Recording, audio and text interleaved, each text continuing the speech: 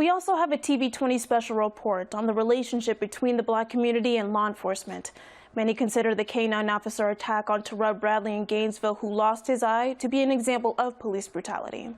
TV20 spoke with Black residents of Alachua County who say it's a big issue here. Police brutality is a long history in this country.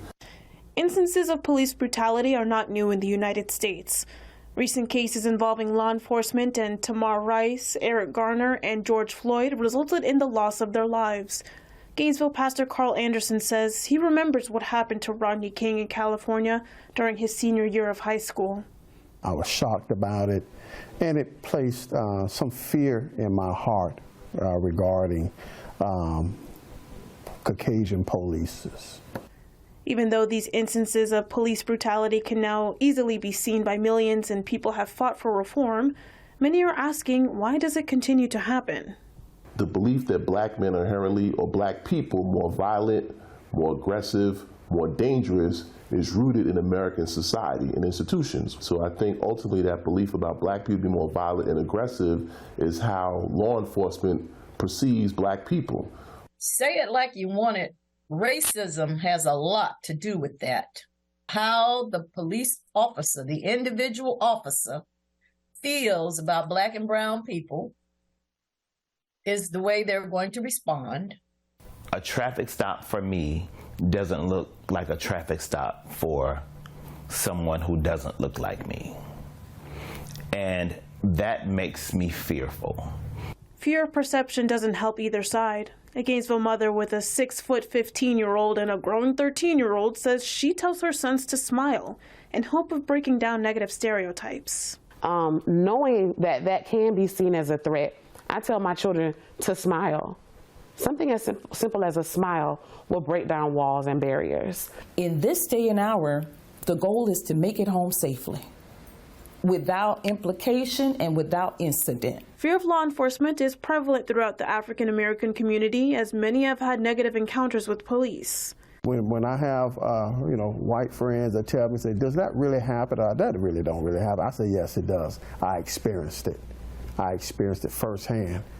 Tonight we continue with part 2 of a special report on the relationship between the Black community and law enforcement. Earlier at 4 o'clock today, some residents explained why police brutality is an issue to them. TV20's Ruelle Fudd tells us why one pastor says he was a victim of police brutality.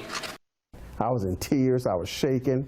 That is how Gainesville pastor Carl Anderson says he felt when he was pulled over in Mississippi years ago. The fear Anderson felt from watching the Rodney King incident in 1991 was now his reality.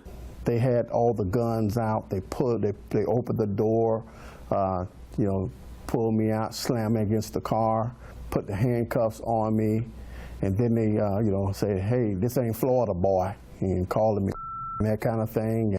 Just like Anderson's experience, the encounters of Breonna Taylor and George Floyd, who were killed at the hand of law enforcement, has impacted plenty in the Black community, such as mother of 2, Katie McKnight.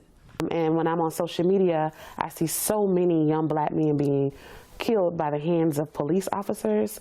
I can say, even as a licensed professional, I have received calls after incidents like that of people wanting to get counseling because they're scared, they're fearful, and they don't know what to expect. It's almost like, someone told me they feel like they're in a twilight zone. Since 1991, more instances of police brutality in the Black community are in the public eye. We spoke with Black parents who say they now teach their kids how to engage with law enforcement. David Canton, UF Director of African American Studies, says this is a defense mechanism. Castillo, all these names run through your head. We hear that parents have talks with Black young people about how to engage law enforcement, and it's a matter of survival. McKnight says she teaches her sons to be respectful to officers and deputies while also not making any sudden moves. Be honest. Never be disrespectful. Always keep your hands visible. Mental health counselor Stephanie Shepard says not every instance of police brutality goes viral or makes its way to news outlets, but still leaves a lasting impact on families and communities. For some people, it's not just what they see on the news. It has been an actual experience for them or their family members. Some are calling for a solution to help overcome fears that some in the Black community have in dealing with law enforcement, but also say the solution can't be one-sided. There has to be transparency because the city, the community, and I can speak for Gainesville, does not feel safe with law enforcement. We'll share at 6 what some say needs to happen to build transparency and trust between law enforcement and the Black community. Tonight on TV 20 News and Special Reports at 4 and 5 Live, community members talked about their experiences with police brutality. One state senator says the cities of Gainesville and Alachua are ahead of others in community policing. In our final segment, TV 20's Ruelle Fudd tells us how an Alachua police officer connects with the Black community to build relationships. Right, if you don't turn these reports in, we're going to decrease your budget. House Bill 7051 was unanimously passed in 2021. The new law requires Florida's law enforcement agencies to report their use of force data quarterly to the state.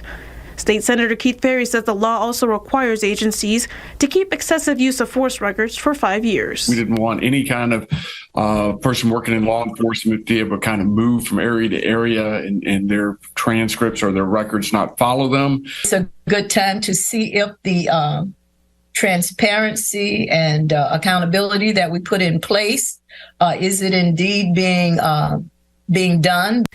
Some residents say transparency, paired with community engagement, will help improve trust and relationships with police officers and sheriff's deputies.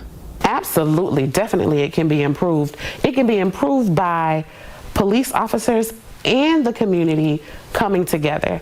According to statistics submitted to the FBI in 2021, 50.7% of use of force incidents resulted in serious bodily injury of a person, and 33.2% caused the death of a person.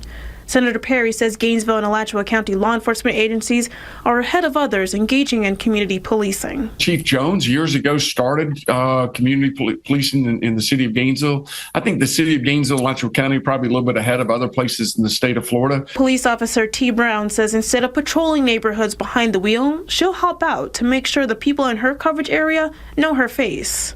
A lot of times I get out of my vehicle. I play basketball a lot, probably more than I should. But my first relationships in this city started with the kids, and it just allowed the parents to grow up a relationship with me as well.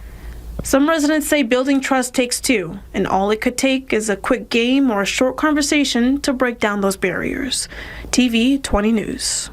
TV 20 reached out to Gainesville police and ASO officials for comment, but they declined to answer our questions.